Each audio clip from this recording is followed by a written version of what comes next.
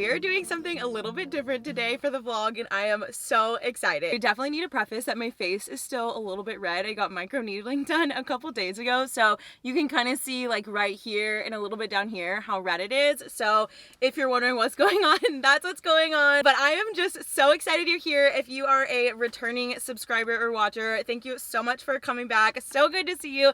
And if you are new here, hello, I am so happy you're here. My name is Molly. My husband and I live in Austin, Texas, and I am a content creator, which we kind of need to talk about. Whether you're new or you're returning, a lot of y'all probably know I am a running content creator over on Instagram, and running is something that I have loved for 10 years now. It's been one of my biggest hobbies for such a long time. I love it. I still love it. It's something that I hope to be doing for the rest of my life. I'm gearing up to start training for my first 100-mile race, which is so exciting, which also means there will be more running vlogs coming soon. But recently I've just been feeling a little bit boxed in on my Instagram, feeling like I can really only talk about running. And again, if you follow me over there, you know I talk about books a lot on my stories, but just in terms of the content I create, I feel like it heavily has to be all about running because that is the page that I created for myself. I don't know. I feel like I've just been feeling a little constrained over on my Instagram, and so that's why just kind of thinking it through. I want to keep doing all running content on there since I know the majority of people that follow me there are there solely for running content, but as I'm still working on my YouTube, getting back into my YouTube, i.e. took the past 6 months off, and just getting back into my content, I think I'm going to make YouTube more of a lifestyle space just so I can share more about my other hobbies and my passions. And again, running vlogs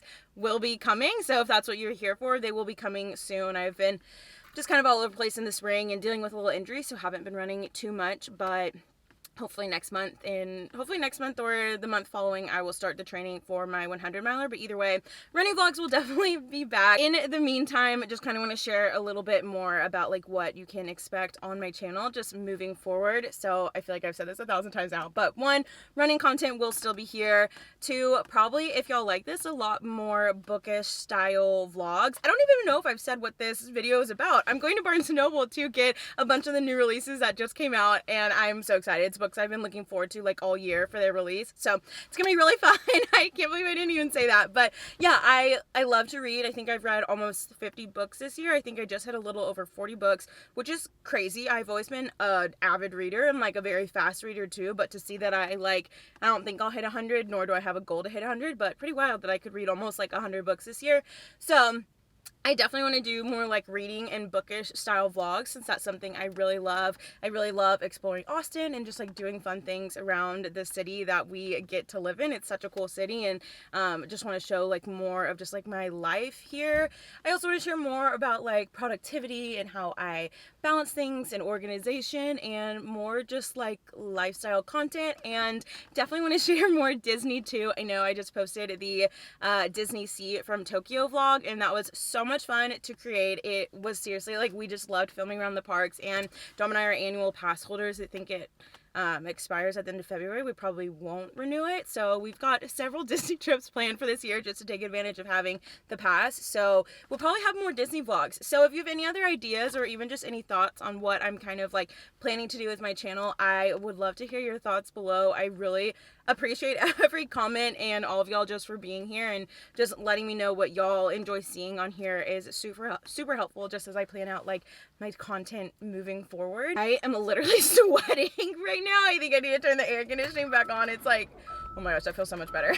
It's so hot here, but now the air is probably really loud. That's why I didn't want to have it on, but I literally am sweating. So, with all of that being said, I'm just kind of in a chatty mood. I am at Barnes & Noble. I'm a huge thriller, fiction, and rom-com gal. That is really where I've hit my groove. I feel in the last year, like I said, I've always been an avid reader in middle school, high school, loved to read a lot in college too, and then I kind of I don't know if I burnt myself out of reading or just couldn't find the right books or just got super lazy. I have no idea, but I not stopped reading entirely, but I was only reading 4 books a year for a period of time, and last year I kind of fell back in love with reading, and I feel I've really hit my stride with reading. So let's go into Barnes & Noble and see what books they have, and I will share everything after.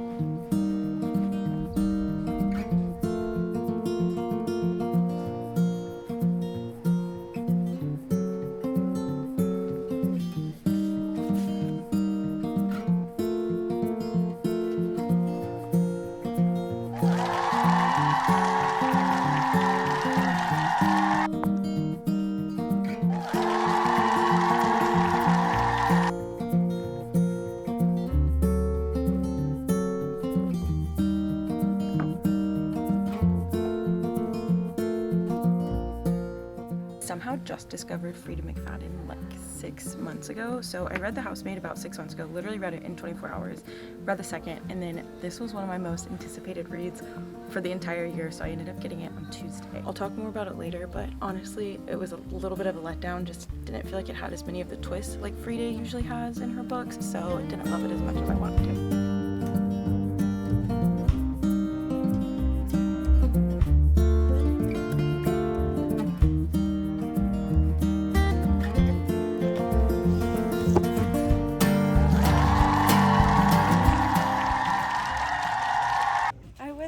Y'all have Margot's Got Money troubles? We have one, but someone already has it reserved. Oh, dang. So tell me what's awful. Yeah, no, it's fine.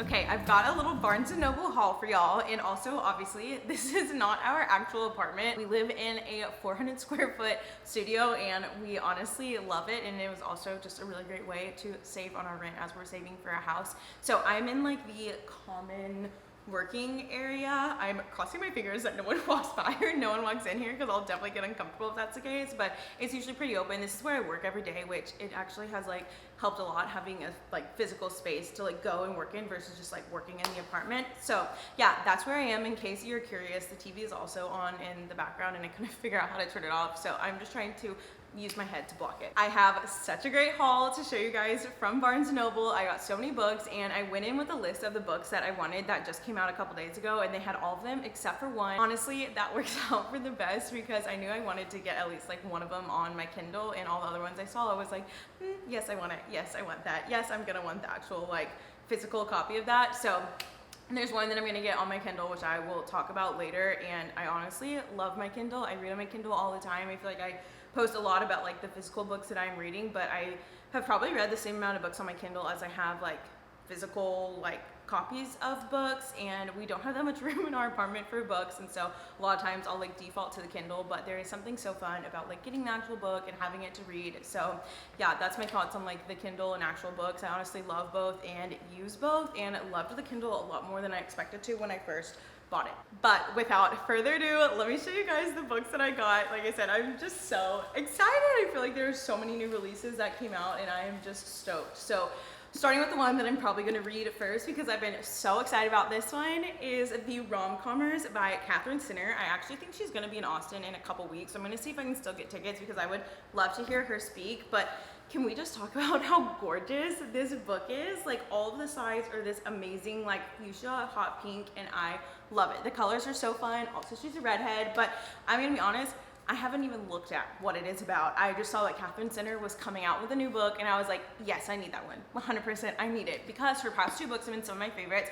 Her last one, Hello Stranger, I recommend it to everyone. It is the most like delightful book I have read, and I feel like there is no other word you can use to describe it except for delightful. It was just such a joy to read. So after that one, and then after The Bodyguard, I was like, okay, I'm Katherine Sinner's biggest fan. Like I love her books. They're just so fun. Like I love her style of writing. Quickly at a glance that we have this character, which her name is Emma, and then the other guy, his name is Charlie, and Emma gets a chance to be a screenwriter for either a movie or a TV show, I can't talk, that Charlie is in. So I just skimmed it. Like I said, I literally don't even know what it's about, and obviously we know a love story ensues from that point on, but I'm just so excited about this one. As I was talking about the rom-commers, I realized I really don't think I have read what any of the books are about. Because they're all by some of my favorite authors, I just know that I'm going to love it, and I don't really care what the premise is. So I might read some of the like actual plots for y'all, but I feel like that's also maybe kind of boring just to like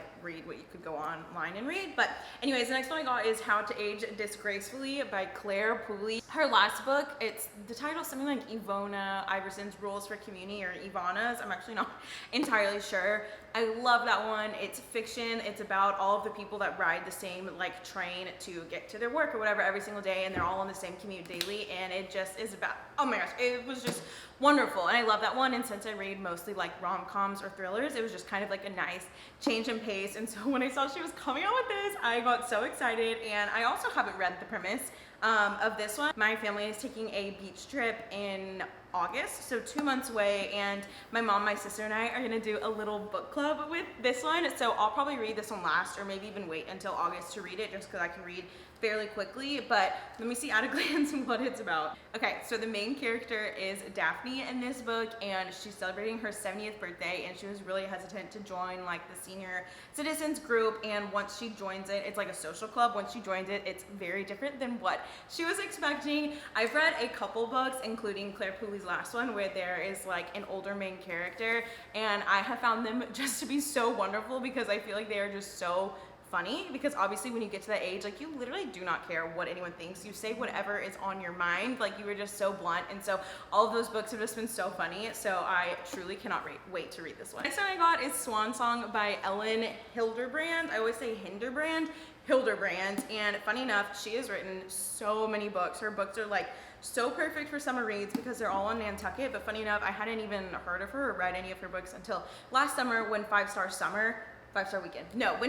Weekend came out, and it was one of my favorite books last year that I read. I loved it. I gave it to like everyone, and so when I saw she was coming out with like her final book, I think in her like Nantucket series, although I don't think it's actually like, I don't know if any of the books go together. If they all go together, then I have been missing out on a huge part of the series, since I only read her last one, and I haven't read any others of hers. But since I love Five Star Weekend so much, I thought I would get this one. People have been saying it's a little more like mystery thriller vibes than her other ones, which I'm always here for, so I think it'll be really good. When rich strangers move to the island, social mayhem and a possible murder follow. Can Nantucket's favorite locals save the day and their way of life? I'm here for it. I'm all for a summery read with a little bit of like mystery added to it, just for a little mysterious element. So I think this one is going to be really fun. The next new release I got is the next Ali Hazelwood book, and it is Not in Love. And this one is also so pretty. I don't know if you can tell, but it's like a metallic-y cover, and it's funny, I was just showing Dom all the books that I got, and he was like, oh yeah, like you love her, like you have several others of hers, and I do. I hadn't read any of her books until I first read Check and Mate, which I know a lot of people that is not their favorite book. I loved that one, and I was like, okay, who is this author? Like, I want to read a lot more of her stuff. So I've read several of her others.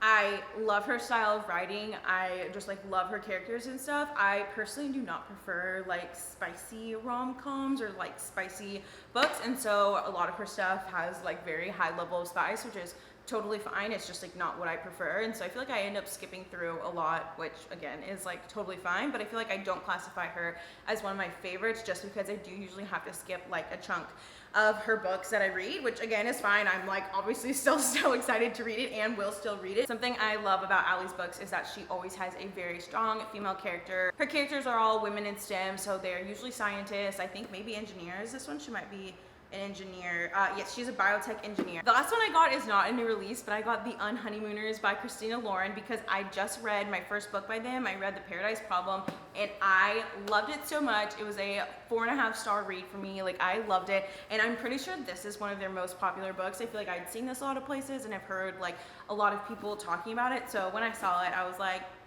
yep, I gotta get that. For two sworn enemies on the Hawaiian trip of a lifetime, anything can happen, maybe even love, in this romantic comedy from a New York Times bestselling author of Roomies. So we love an enemies to lovers trope. I'll probably read this one a little bit further down after some of the other new releases, but I cannot wait to read this one. The other book that I was looking for that I think I'm going to end up getting on Kindle is Margot's Got Money Troubles. I was actually listening to and it's by Ruthie Thorpe, but I was listening to a podcast where they were talking about their most anticipated new releases for the summer, and that one was on it. I hadn't heard of it, but the rights have already, A24 has already bought the rights to it. I can't remember if it's for a movie or a TV show, and Elle Fanning and Nicole Kidman have been cast in it. I can't even like remember exactly what it is, but I think it's along the lines of like single mom, or like there's a hookup and she ends up getting pregnant.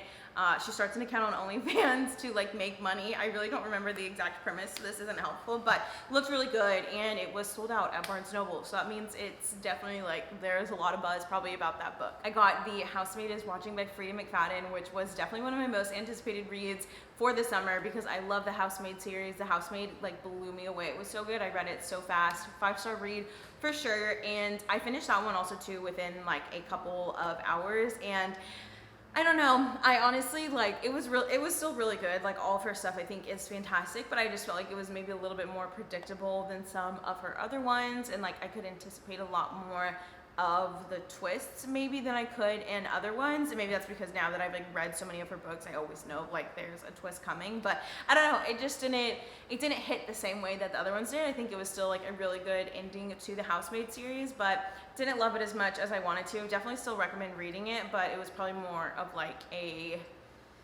I don't know, maybe like a 3.75 for me, which is still like pretty good. So this is the final haul. I feel like I have some really great books in here, and like I said, most of these were like books that I have been eagerly looking forward to for a larger portion of this year. So I'm so excited to have these. I feel like I know exactly what I'm going to be doing all day on Saturday, and that is going to be reading. But I'm gonna start with the Rom-Commers by Catherine Zinner, and I cannot wait. I usually post updates on my stories as I'm reading, and I don't know if I do the best job about like posting when I finish, just because sometimes I finish so fast. I'm like, is this embarrassing that I just read this book this fast? But I will try and post updates on my stories just as I get going with all of these. But if you enjoyed this video, I know it's a little bit different for me. If you enjoyed this video, definitely let me know in the comments below, because I love to read. I would love to do more like book and reading vlogs with y'all, just like hauls of other stuff. If that's something you're interested in, I would love to hear your thoughts, and if you'd specifically like to see anything else from me. But thank you so much for watching. I so appreciate you being here, and I'll see you next time.